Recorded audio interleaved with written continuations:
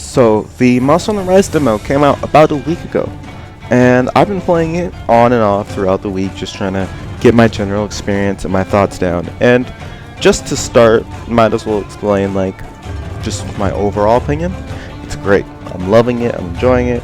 It's been really fun. It's a really nice blend of World and Generations Ultimate, and it gives me a lot more Generations Ultimate vibes than World, simply because I really like the.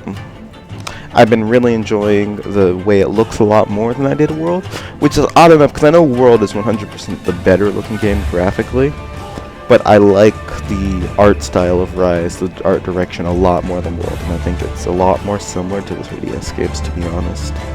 I also haven't played a lot of World, so I should probably play some World to figure out the comparison more, but especially for a Switch game, it looks pretty good. The environments can be a little rough here and there, but the monsters themselves and the hunters just look very clean. What else is there? The new things added in Rise, right? There is now the wire bug, which has been really fun to try out. It's really good for mobility, because I know if you hit ZL to activate it, and you can use different buttons to use different movement options, like ZL plus X will pull you into there, ZLA will pull you forward. But it's really nice to move around, and it works really well with all the verticality in the map, and it lets you really get around. One thing I've noticed too with the Endemic Life, which essentially is stat buffs and items that are animals that you can grab that spawn in designated places on the map. They're typically a little out of the way, but not completely. So if you use your Palamute's mobility and your Wirebug mobility, you can grab them fast and still get to the hunt, or you could just go directly to the monster and avoid them. But it seems like routing your path is important to make sure that you get the best items to help you defeat the monster that you're fighting. Another cool thing is the Wirebug weapon arts, which has been really fun to play around with. I haven't checked out the leaks, and I don't intend to. But it seems from what I've heard, which isn't really anything specific, but essentially what we have in the demo is nowhere near the full amount of stuff that we're going to have in the full game. So what we're getting is only a portion of the weapons and what they can do.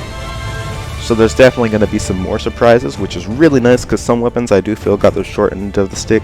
I've heard Instaglaive has, and I haven't even played it yet. I just haven't bothered to touch it because I haven't wanted to.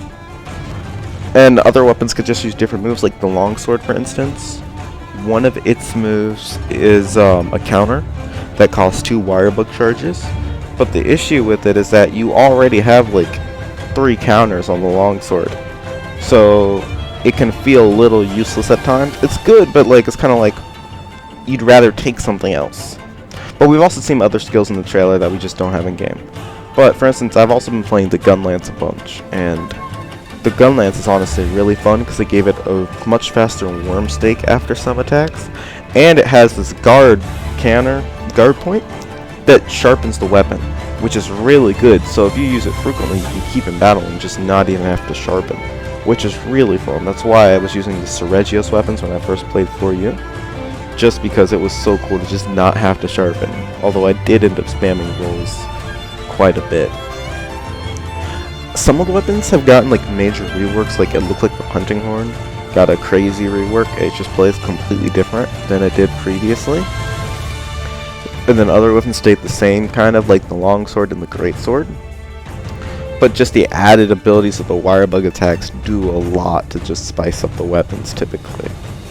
I think I can put some Switch Axe gameplay here, but the Switch Axe gets this move called Invincible Gambit, and essentially lets you just super armor through a monster's attack and just hit them. And so you can die while using it, but at the exact same time, it really just lets you stay on the aggressive. And it also got a skill that's almost like one from Generations Ultimate. There was a skill where you charged up your sword meter, and it would stop decreasing for a bit. That's actually a Wirebug art, and it only costs 1 Wirebug.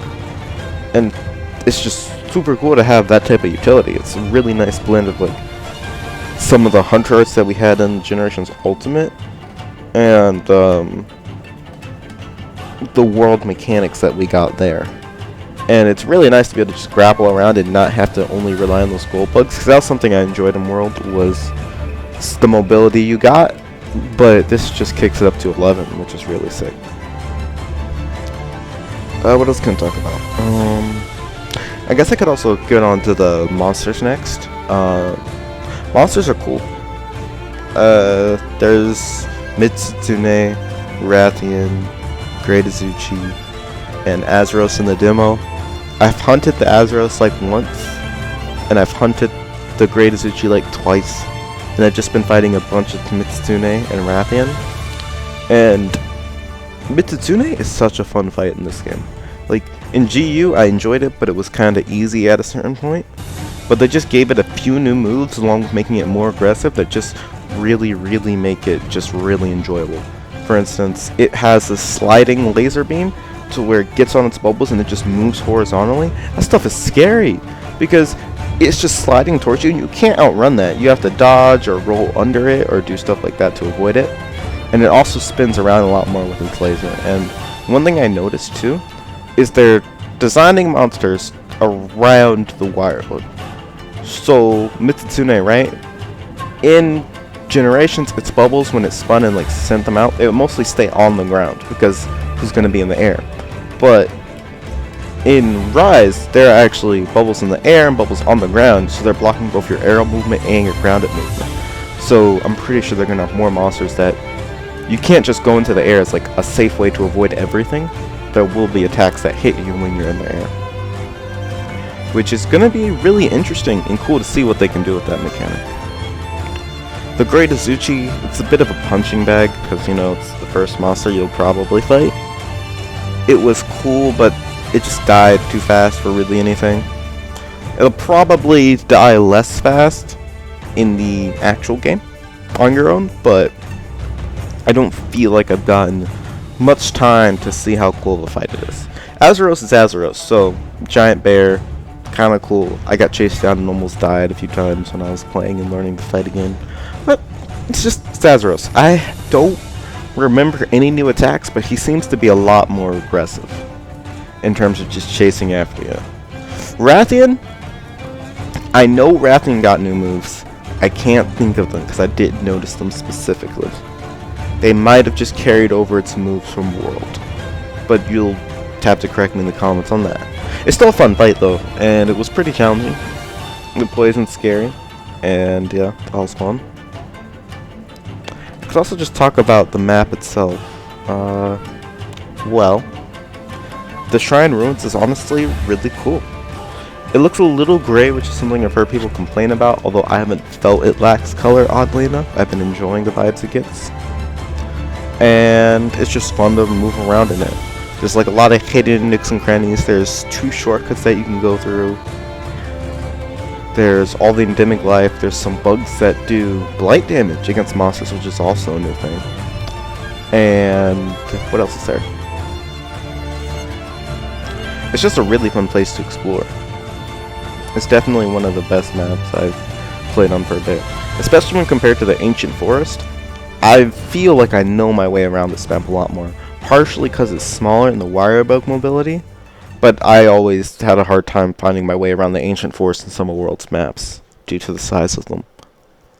That's also probably just because of the amount of time I've actually put into playing them. That's probably it, isn't it?